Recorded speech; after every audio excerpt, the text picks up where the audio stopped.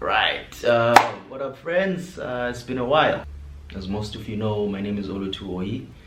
It's been a while since we've done a recording. Hey, it's been years, and I've been meaning to get back to the channel, but you know, I've been on a journey and it's been quite hard, but I'm trying to come back.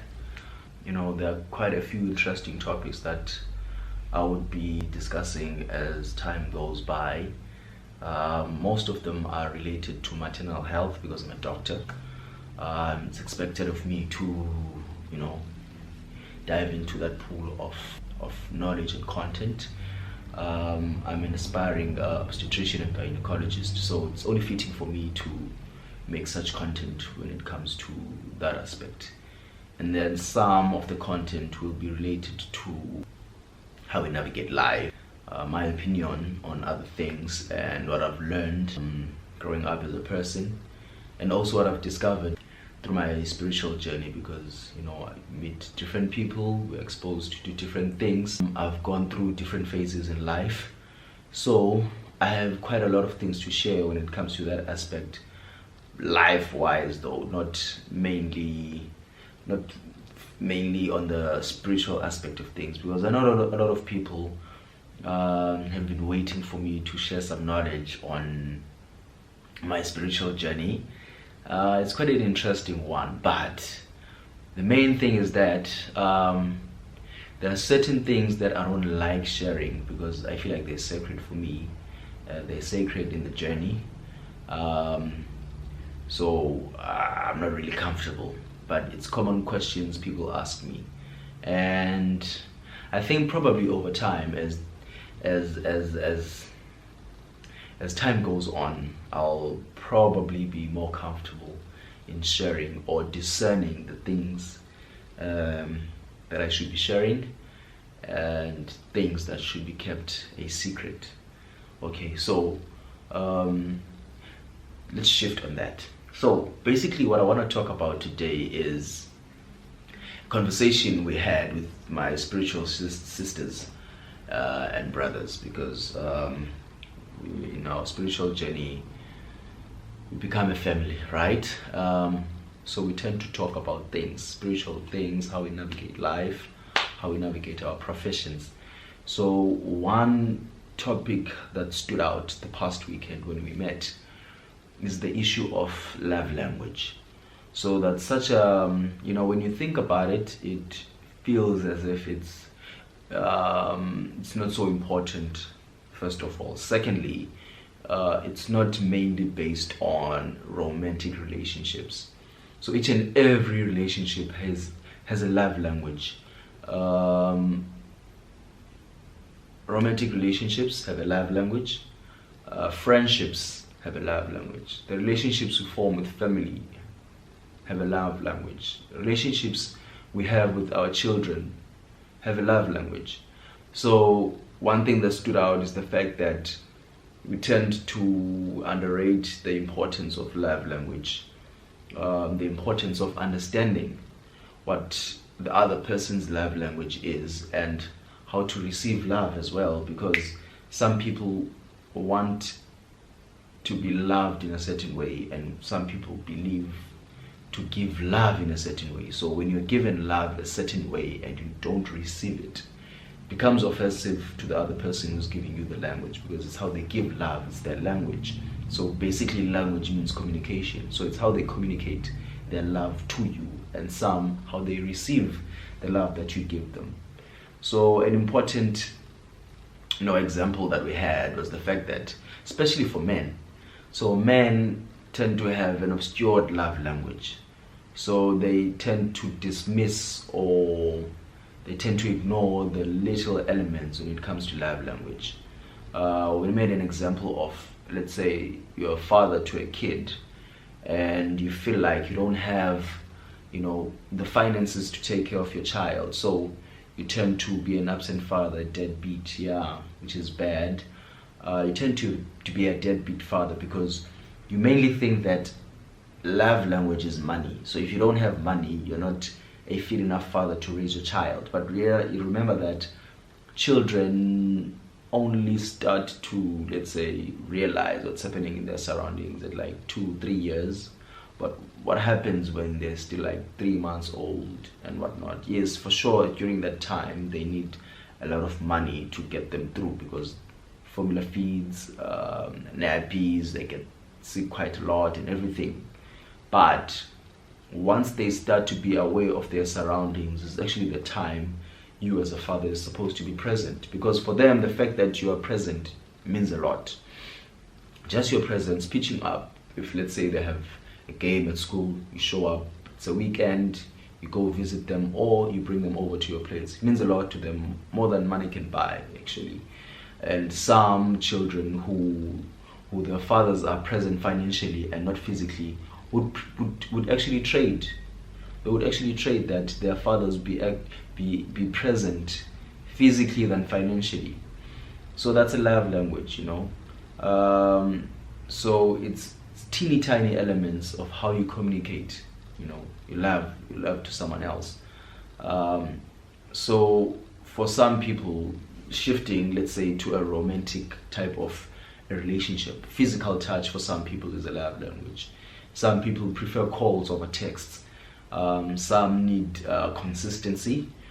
Some need to be checked up on every now and again, which falls under consistency. Some prefer gifts as a form of language. Some prefer money as a form of love language.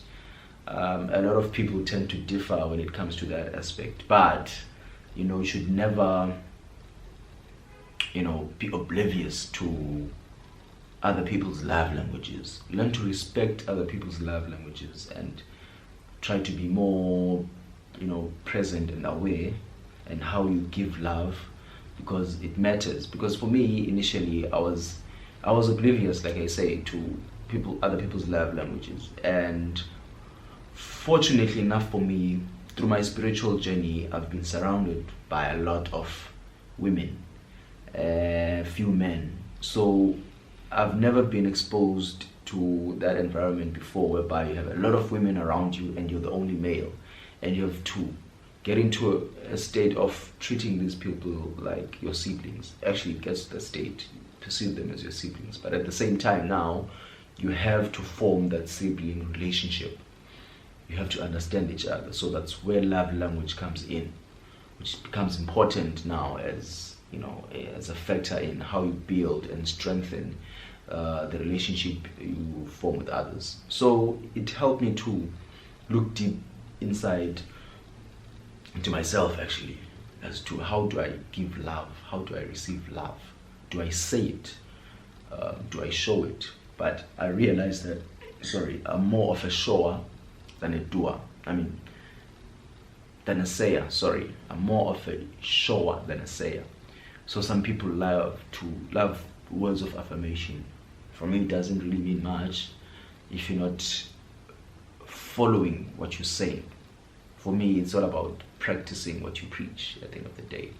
So if you're not practicing that, for me, it's pointless. But for some people, they like to hear it even before you say it. So I had to learn the difference in that, and learn the fact that we are different beings, we have different perceptions and perspectives when it comes to receiving and giving love. So it became quite an interesting topic, because, you know, it made me look deeper inside over the years, and then, you know, be more self-aware of how I treat the people around me, how I try to strengthen now the relationships that I form with other people, because I don't live alone in this world, and I'll continue interacting with new people because I'm still young. I haven't reached my 40s, my 60s, you know, so there's quite a long journey ahead of me. So it's quite important for me to learn to, you know, understand other people's languages and be able to receive love, because I've learned to open up in terms of how I feel now, because I realize some people want to hear what you feel about them, for them to be sure that you really love them, you really care about them. So that helped me in a way, being surrounded by women. So women are really a powerful force, actually, because had it been the fact that I went through a spiritual journey with men more than women, I never would have been able to look deeper inside. Because as men, we're not sayers more, we tend to do, and we tend to ignore certain emotions. But women will force you, you know, or you will feel compelled by their actions to, you know, express your love. And it's a beautiful thing to be expressive, because once you give more, you receive more, and then you realize, well, oh, okay, there's actually a lot of love to give and a lot of love to receive, and that strengthens, you know, how you feel, breeds a healthy environment around you, builds your self-confidence, builds a lot of elements, you know, trust, security around you, people to rely on when the going gets tough. So that's my 2 cents when it comes to love language. You know, it's not about what you think it is. It's all about, you know, looking deeper into yourself, paying attention to detail, paying attention to the people around you, how they perceive love, how they want to be loved. You can actually ask a person, how do you want to be loved? What is your love language? You know, let them decide. Don't decide for them. Let them tell you, and then you can encompass all of that and decide if you are the person that's able to give off that love language, or they're asking too much of you. And also at the same time, in the same breath, you can communicate with that person that, okay, so this type of a love language that you want from me, I'm unable to give it to you this way, but I can try to give it to you that way.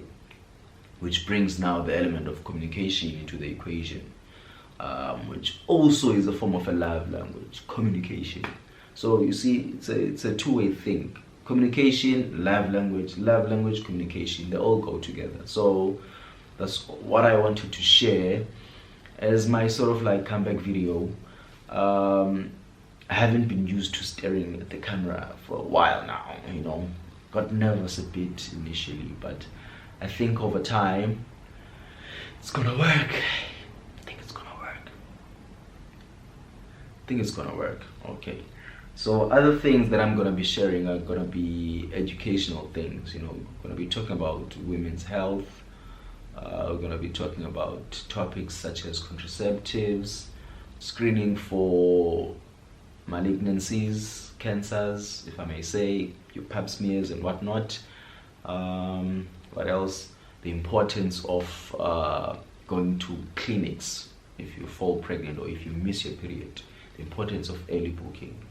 And also, if you have a question on things that are related to any of these things and more, you can type on the comment section below, and then we can have a look if we can tackle those questions. Also, they're gonna force me to read as well, which is gonna be a form of improvement towards my side, because the more you teach, the more you learn. If I don't know, I'll have to go research more, which builds up on my knowledge. But when it comes to my spiritual journey, I don't think most of the questions I'll be able to answer, actually.